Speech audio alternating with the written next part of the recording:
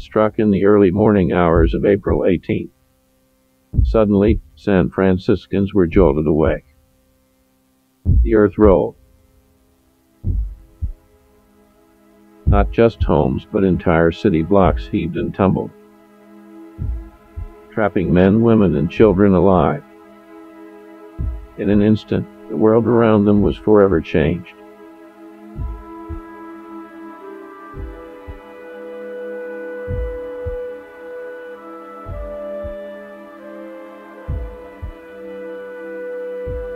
The San Francisco Bay Area was no stranger to the earth shuddering beneath its feet. The San Andreas Fault had been causing earthquakes large and small for centuries, though scientists had only identified and named it a decade earlier. When the earth shook, Californians knew what was the matter. But on that April morning in 1906, the earth was shaking for an entirely different reason. This was a chronographic storm, caused by the ripples of the Federal Temporal Anomaly Authority's attempts to alter the gubernatorial election of 1902. It was best they thought the storm was an earthquake. The two looked much the same in this case, and the implications of a temporal storm were immense. Imagine finding out that time travelers had caused the destruction of your city. How could you even process that information as walls collapsed around you? If this had been the San Andreas Fault letting loose, it would have measured an 8.3 on the Richter scale. But it wasn't. It was the result of tampering with the timeline. Across the city, buildings shook. Some shuddered due to temporal instability, changing bricks to clay and glass to sand. Waves of failed causality reverberated across the region. Beams of strong steel reverted to brittle carbon and iron. The temporal change only happened for a moment, only seconds at most, but it was just long enough to make a building buckle.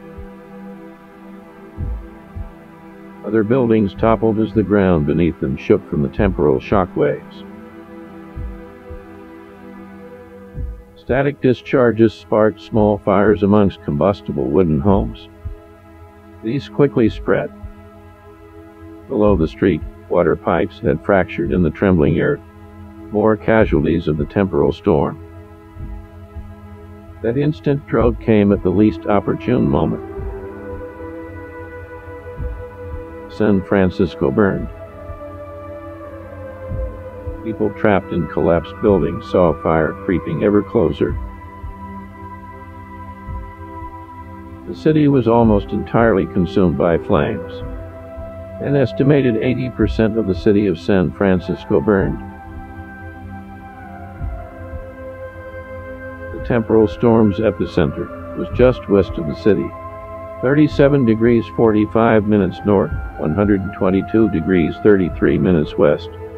The exact location where temporal operatives staged their incursion event to save lives from plaguing violence. And now the impacts of their meddling were clear. The timeline corrected itself in a fantastic and devastating fashion. The team of 10 operatives had successfully prevented plague from ravaging the city. They had installed a governor with medical knowledge and the will to act. And by staving off plague, they had helped prevent widespread racial violence. But death came anyway. Chinatown burned anyway, and the rest of the city burned with it. San Francisco was devastated anyways, maybe even worse than before. In succeeding, the Federal Temporal Anomaly Authority had caused greater failure, greater suffering, greater destruction, greater loss, greater death. All that was left was to pick up the shattered pieces, both in 1906 and today in 1992. What the future holds. Indeed, what the past holds as well is all up to us.